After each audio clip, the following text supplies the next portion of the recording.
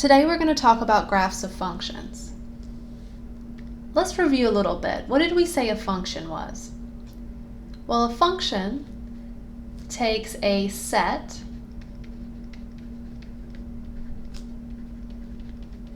of, in our case, we're going to deal with real numbers, which we call the domain,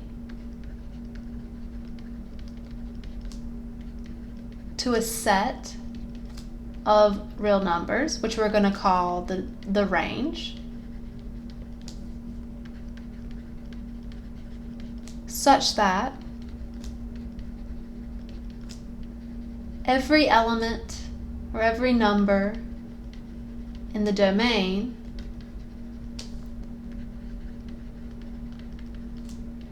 is sent to exactly one number in the range. We've looked at equations of functions. For example, we had f of x is equal to x squared. This is an example of a function. Here, the domain is all real numbers. So we can say the domain. And right now, at this point, we're not going to say what the range is until we look at the graph. But I do want to talk about the domain, and I want to talk about how we can tell that something is a function just by looking at its graph. Because here I have the function, the equation of the function, and how we know it's a function is whenever we plug in an x value, we only get one y value, and this part right here is our y. So as long as whenever you plug in an x, you're only sent to one number. Like if we plugged in the number 3 squared is 9, so 3 is being sent to 9. And we're only being sent to one number. We're not also being sent to 12. We're only being sent to 9. So that's how you know that the equation is a function. Now a graph of a function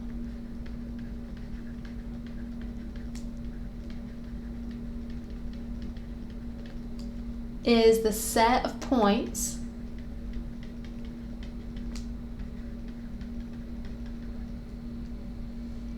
x, comma, f of x that satisfy the equation of the function.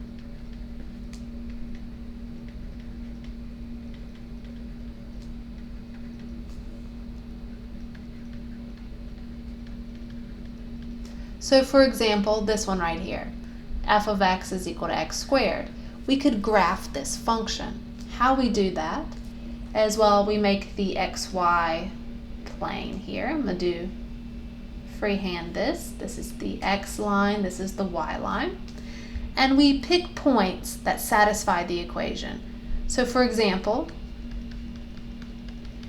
if I choose x is equal to 0, I'll see that f of 0, when I plug 0 into the function, 0 is being sent to 0. So we have the point 0, 0 on the graph. And I can put a point right here. We can find more points on the graph. For example, when x is equal to 1, what happens? F of 1 is 1 squared, which is 1. So we have the point 1, 1 on the graph. So we can put that point here. And we can continue this. If you let x equal -1,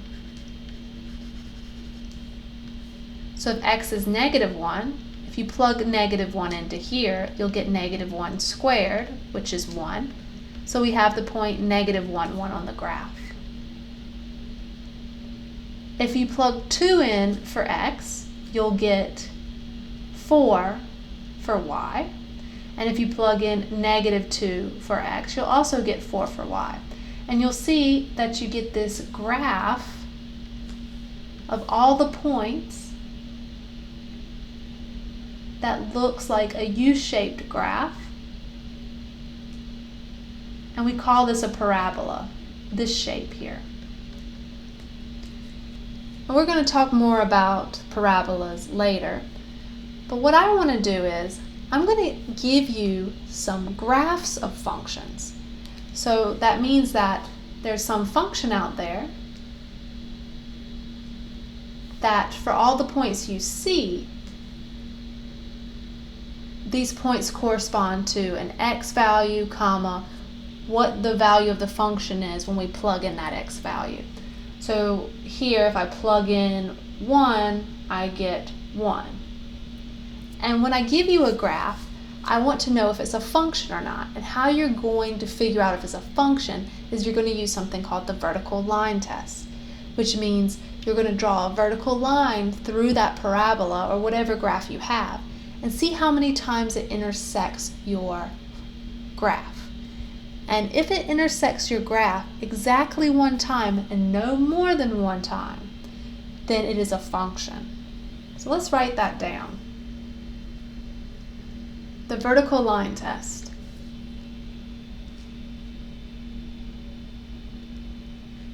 A set of points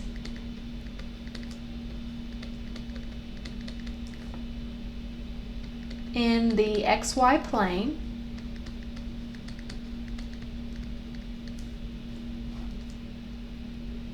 is a graph of a function if and only if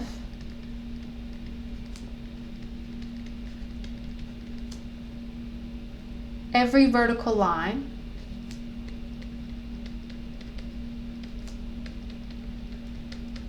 that intersects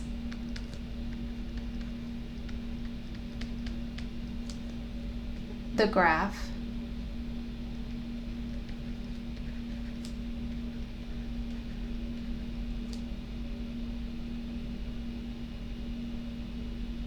intersects it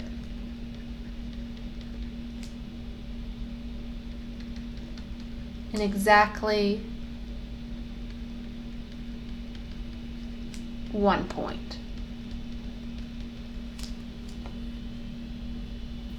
So I'm going to give you some kind of curve on a XY plane, and you're just going to either mentally or physically draw vertical lines, and every time you hit that graph with a vertical line. Now we're not worried about if it doesn't hit the graph, but when we hit the graph, it's only going to hit one time. Then it is a function. Let's look at some examples. Which of the following graphs represent functions? So I'm not giving you an equation for these graphs, but what you're supposed to think of is there's some equation out there that when I graph it, I get these pictures. How about this one? Now this is a parabola. Is it a function? The answer is yes. And if I draw a vertical line, let's say right here, you can see that I'm only going to hit this graph one time. This is always going up and to the left, and this one is going up and to the right. So every time you draw a line, you're going to hit it exactly one time, a vertical line.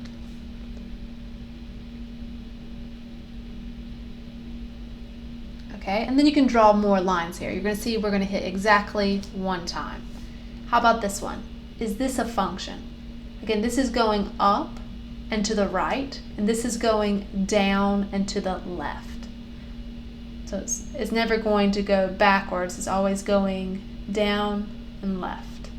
So it goes on forever, and it goes on forever in this direction. This is also a function. Any kind of vertical line you draw, let's say this one right here, you can see that I'm going to hit this graph exactly one time. And you can continue to draw vertical lines everywhere you want to. Is this one a function? This is a function. I can actually tell you what this equation is. This is f of x is equal to the absolute value of x. Again, draw a vertical line. Wherever you draw a vertical line, you'll see that you're only going to intersect the graph exactly one time. Is this one a function? Now notice that this graph, this curve here, it stops at this point and this point. So it's not going on forever in this direction or going on forever in this direction. It ends. But remember the definition, we're looking at a set of points. It doesn't have to go on forever. So we're going to do exactly the same thing. Every time you draw a vertical line, you're just going to see how many times you intersect the graph. So I intersect once here, doesn't matter. You can draw as many vertical lines as you want. You're always going to hit this graph at exactly one point. Now, of course, I could draw some vertical line out here and I don't hit the graph at all. But remember the definition. You want lines that intersect your graph. And if they intersect the graph, they have to hit it exactly one time, no more. So this is a function.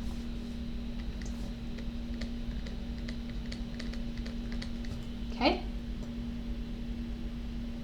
Now, this is the first example of something that's not a function. Why is it not a function? Let's draw a vertical line right here. 1, 2. We hit this twice. And since a vertical line touched our graph in more than one place, it's not a function. How about this one? We have two pieces here. When I draw this, I want you to know that this line right here, the y-axis, this is going to be going up and to the right, but it's never going to cross the y-axis. And the same thing here. This is going up and to the left, but it's never going to cross the y-axis. Is this a function? The answer is yes. As long as this isn't crossing and this isn't crossing, these two graphs aren't going to touch each other. So it's going to be a function. So it's always going up and to the right, and every time you draw a vertical line, no matter how close you get to this line here, if you draw a vertical line, you're still only going to hit this graph one time. And same thing on this side. If you draw a vertical line really close to x is equal to 0, that line here, this line is still going up and to the left. Let's look at a couple more examples. This one's a little tricky. Is this one a function? On first inspection, you might think it is a function, because if you draw a line here, let's say, it only hits it one time. And maybe if you draw it here, you only hit it one time. But if you draw the line, let's say right here, 1, 2, 3 times. This is not a function.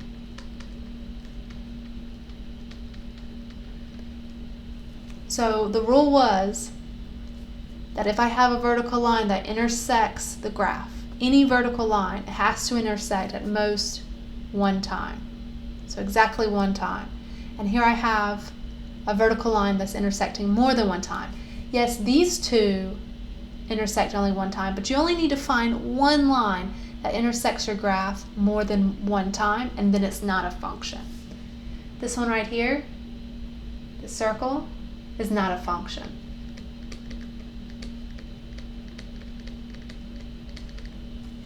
Okay, so I think we understand the vertical line test. Now we're going to do some interesting things. We're going to gain some knowledge about the function just by looking at the graph. So I'm not going to give you the equation of the function that goes with the graph, but I want to use the graph to understand some things about the function. So suppose f is the function whose graph is given below. It's a parabola-shaped graph. I want to answer the following. We have several pieces we want to answer. Let's work through the first one together, and then maybe the second one. I think I have 2 problems for you. For the second problem, you can pause the video and try to answer as many questions as you can. All right, so let's answer, what is f of 0? So again, I don't have an equation that I can plug 0 in to figure out what the value of the function is at 0. What I have to do is look at my plane here, and this is the x-axis and this is the y-axis. And remember, a graph is all the set of points x comma f of x. So what I'm asking you is, what's the point that corresponds to 0 comma f of 0? Because if you plug in 0, that point that takes on 0 for the x-coordinate, the y-coordinate is f of 0. So if we look for when x is 0, which is right here, I can actually zoom in if this is too small. If I plug in 0, I see that f of 0, this is 0, -2, -4, -6, the y value is -2. So that's what f of 0 is. F of 0 is -2 because 0, -2 is on the graph. Let's try this next one. For what values of x is f of x equal to 0? So what does this mean? This is the y value. So I'm looking for all the points that where I have an x, comma, 0, because we want the y-coordinate to be 0. So we're looking for all the points on the graph that have a 0 for the y. So here's my y. Where's 0 at? It's right here. How many points have 0 for the y? Well, this one right here and this one right here. Let's zoom in just a little bit. What are these numbers? Here I have -2 comma 0. And here I have 2 comma 0. So my x values are -2 and +2. Those x values correspond to when you plug them in, you get 0 for your y value. So x is -2 and x is +2. Let's look at the next question. What is the domain of f and what is the range of f? Let's do these together. And we're going to write them in interval notation. So remember, when we're talking about functions, domain is going to be your x values and range is going to be your y values. Let's zoom into this graph. This is going on forever, okay?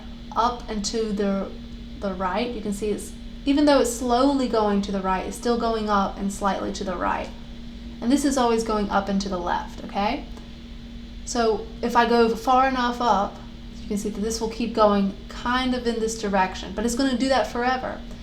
So here's 0. How far to the left do I go? Well, I have a point on the graph. So I go out to -6. Will there be a point on the graph if this is still going up and to the left? The answer is yes. Eventually, it may be way, way up here for this graph. But eventually, because it's always going up and to the left, I am going to cross this point right here when x is -6. So if I go out to a -1 million, if I go high enough, because this is going up and to the left, I will have x is equal to -1 million. I could plug it into the function. I'm going to have a point. And the same thing on this side. I can go out to a +1 million. Because this is going up and to the right, it's eventually going to go out far enough that we reach a million and we're going to have a point there. So the domain here is -infinity to infinity. Let's write that down. So remember, with domain, we write the smallest number to the biggest number that we can be. How about the range? For the range, it is not all real numbers. Oops. I wanted to get rid of that dot, but I'll just leave it alone. So the range is all your y values. And remember, we want to start with the smallest y value we can be and go to the biggest y value we can be. So if we look at this graph, here's my y's. Let's go down. Notice that at -2 I have a point on the graph. But if I go further down, like -3, there's no point on the graph, right? If I go further down, there's nothing down here. The first y value I have is -2. But then as I go up, 0, I have 2 points that go with 0. 2, I have a point here and a point here. 4, 6, so on. So when y is 6, you can see that x is going to be, looks like 3.5, somewhere around there, and there'll be a point on this graph. So all you have to do is draw a line, and if you intersect the graph at y is equal to 6, and 6 is in the range. So this is actually going to go to infinity because you can see that these arrows are going to go up forever. So you'll always have, no matter what y value you choose, you're going to have an x value. So this is the range, -2 to infinity. Okay, let's zoom out a little bit. The next question is, how many times does the line y is equal to 4 intersect the graph?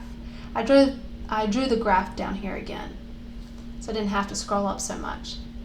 So how many times does the line y is equal to 4 intersect the graph? So we have to realize what the line y is equal to 4 looks like. Remember, the slope here, so the slope-intercept form of a line looks like this. And here we don't have any x's, so m is 0. And b is 4. So y is equal to 4 is a horizontal line. It goes like this. So how many times does this line intersect the graph? Well, it intersects it at 2 points. So it intersects the graph 2 times.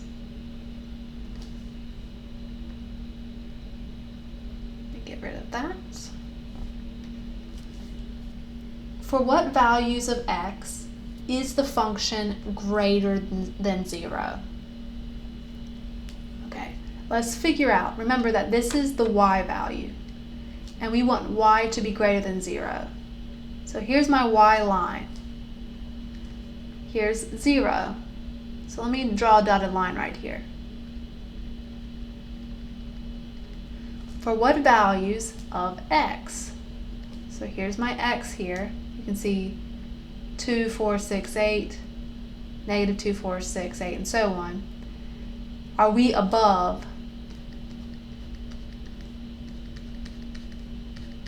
you can see this is the part here y is greater than 0. So I want to know for what values of x is my graph in this shaded section. And you can see at -2, that's when y is equal to 0. But here I'm saying strictly greater than 0, okay? So from -infinity to -2, because way out here is -infinity, and if let's say I go out to -1,000,000, this graph is way up here, which is bigger than 0. And as I get closer and closer to -2, you can see that the graph is going to be coming down, down, down, down, but we're still in this green section until we hit -2. When we're at -2, we're equal to 0. Here this is saying specifically greater than. It doesn't say equal to, just greater than 0. So we have to stop at -2. Then after -2, from -2 until we get to 2, we're in this shaded area here. And this shaded area is when my y values are less than 0. So because of that, we are not going to be, from -2 to 2, we're not going to be greater than 0. But then when we get back to 2 and go above it, our graph is again in the green region. So from 2 to infinity, then we'll be greater than 0. So the values of x for which f of x is greater than 0 is from -infinity to -2, and then 2 to infinity.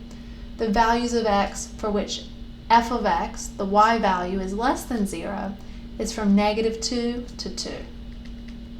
But not equaling these two, because we don't have an equal sign here. If I put an equal sign here, then you would put a bracket here and a bracket here, okay? So you can see all of this is below 0.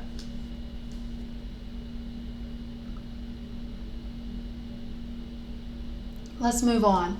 I want to review what an x-intercept is. So an x-intercept is when you plug in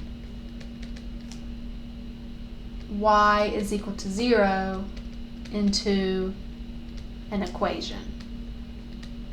And you get the point x comma 0. So that's an x-intercept. So if we're using functions, you'll be plugging in f of x is equal to 0, which is the same thing as y.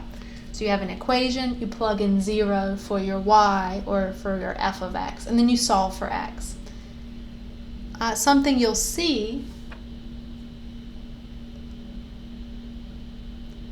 in your textbook and also in your homework, they'll talk about zeros of a function.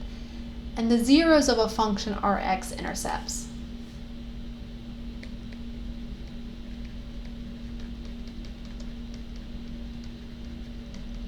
So that why they're called zeros of a function is they are x values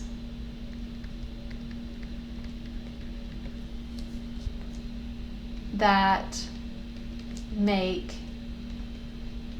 f of x equal to 0.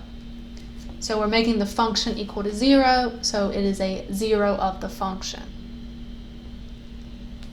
So if we find the x-intercepts, and then you have a question that asks you for the zeros of the function, they're going to be exactly the same thing.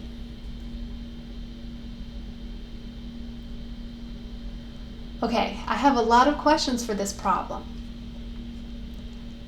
What I suggest is that I'm going to just look through some of the questions with you, and then we'll answer them. But I would like you to pause the video and try to answer them before I say anything and see if we get the same answer. That way you can think about the problems and what you know about functions and make sure you're getting them right. So here I have a function with this very interesting graph, okay? And I put some dots here because I want to make sure that you realize that these are points are on the function, okay?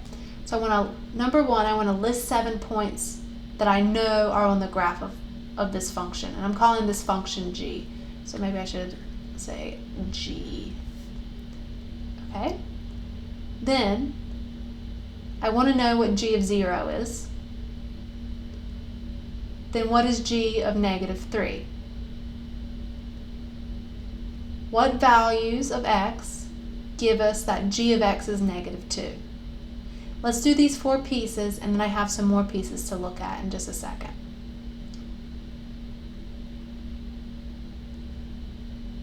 So looking at this graph, can you list 7 points that are on the graph? So I'm going to zoom in a little bit and maybe pause the video and look at this graph, particularly these points that I have bolded, and see if you can list 7 points on the graph.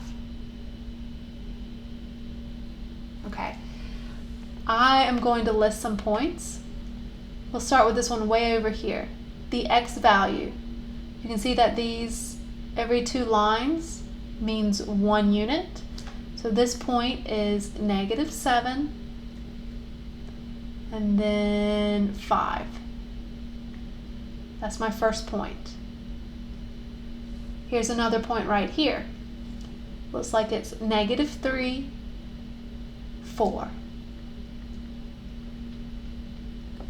What's this point? -1, 0. How about this one?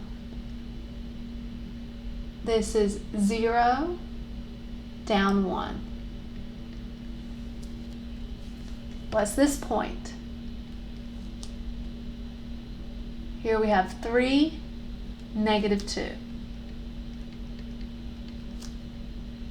This point is 6, 0. And this point is 7, 1. 1, 2, 3, 4, 5, 6, 7. I gave you 7 points. And this line, you can see there's infinitely many points. All of these points on the line belong to our graph. But these I can definitely tell what they are. Okay, the second part of this was what is g of 0? So when I plug in 0, what do I get for g? And remember, I just need to look for the point 0, g of 0. And because this is a function, we're only going to get one y value. Because remember, a function only sends every x value to exactly one y value. So let's look for a point where x is 0. So here's x, here's 0. You can see that the y value is -1, which corresponds to this point. So it's 0, -1, which tells me g of 0 is -1. What is g of -3? So pause the video and see if you can figure out g of -3. G of -3 corresponds to this point. When I plug in -3, I get 4. So g of -3 is 4. Part D. For what values of x give us that g of x is -2? So remember, I'm looking for x comma -2. I might have more than one of these. I just need to make sure that this y value, which we're calling g of x, is -2. So look for those points. Okay, here's -2. Here's your y value. The only point that intersects the graph when y is -2 is this one right here, 3, -2. So that tells me that the x value is 3.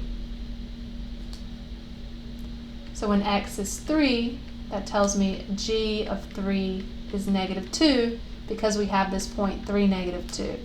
So that is the x value. It's only one of them. It's only a value.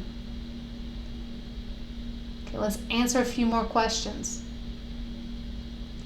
For what values of x is g of x equal to 0? For what values of x is g of x equal to 7? Here's the graph again. And then what are the zeros of g?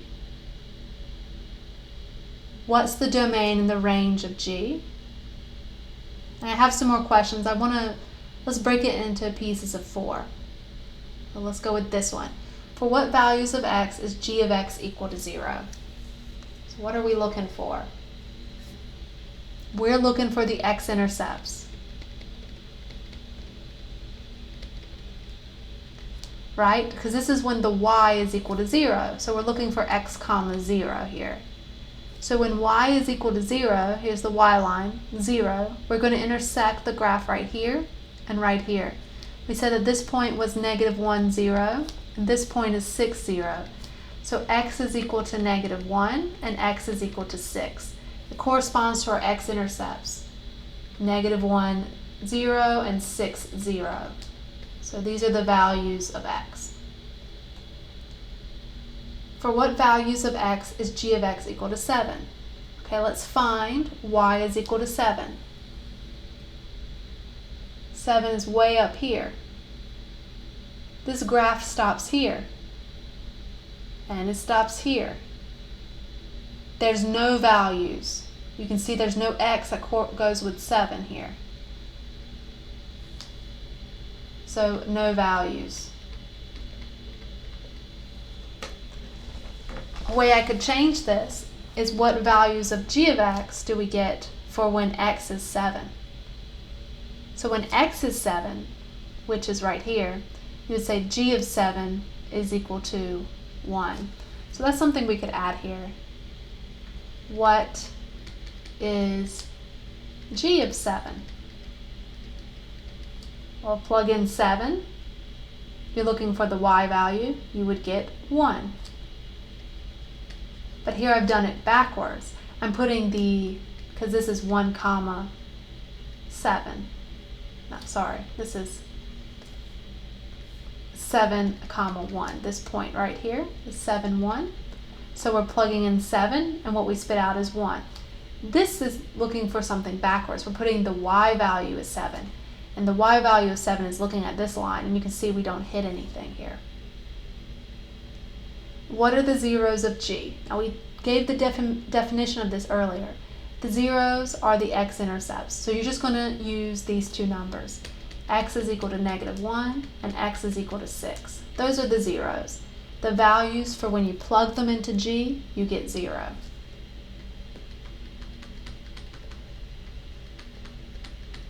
So since they give you 0, they are called the zeros of G, with the x-intercepts. Let's look at the remaining questions. What's the domain and range of this function? How many times does the line y is equal 2 intersect the graph? What about the line y is 3 or y is negative 2? And how many more do I have? I have a lot of questions, don't I? It looks like I have, 3 more. So let's deal with these two, and then we'll go to the rest of them. What's the domain and range of G? So let's look at this graph, and let's zoom in and see if we can figure out the domain and the range.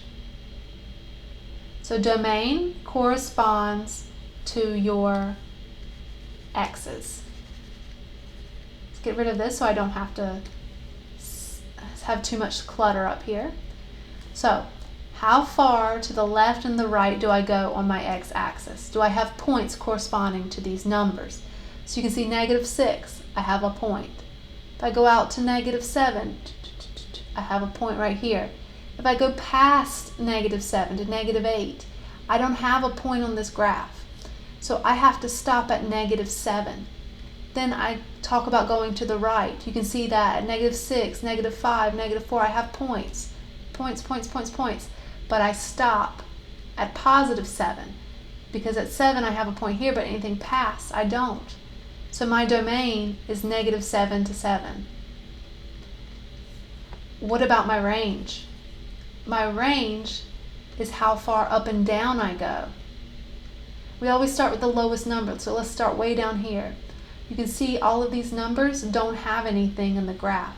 But at -2, I have a point right here. So -2, that's my lowest point. Then as I go up, I'm having points. Here, I don't have anything on this side, but I have something over here. And if I keep going up at 4, I'm good. Stops right here at 5. This is the last point. You can see that's the last one. And then at 6, if I go up any further, I don't have anything. So -2 to 5. So my domain is -2 to 2, and my range was -2 to 5. And I'm putting brackets here because we can equal these numbers. Oh, I'm sorry, 7 to 7. Got a little confused there. -7 to 7. I think I was thinking of that number here. Part I says, how many times does the line y is equal 2 intersect the graph? Let's go with this one first. Y is equal to 2. I've got the graph down here, so let's look at this one. Y is equal to 2 is the horizontal line. You can see it intersects 1 time. So for this one, we just say 1 time. Let's try a different line. How about y is equal to 3? Well, when y is equal to 3, it's right here, right? Between 2 and 4. If I draw a line, it's like I go through 1, 2, 3 times. Over here, I'm not going to go through anything. So here, this is 3 times. And let's try the last one. Y is equal to -2. -2 is right here. If I go through, didn't do a very good job there. -2, I'm going to hit this 1 time. So just 1 time.